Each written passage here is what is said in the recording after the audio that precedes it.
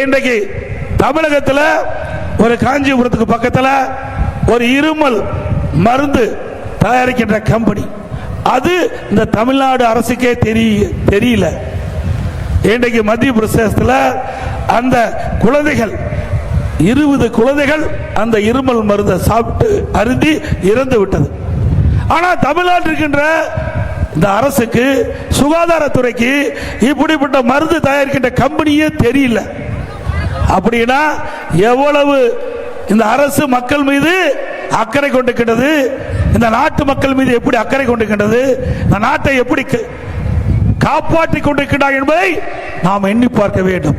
ஆக இன்றைக்கு மத்திய பிரதேசத்தில் அமைச்சர் சொல்லுகின்றார், இன்றைக்கு நம்முடைய தமிழ்நாடு அரசு சுகாதாரத்துறை அலட்சியத்தால் ஏற்பட்ட கொடுமையான நிகழ்வு என்று குற்றம் சாட்டியிருக்கின்றார்.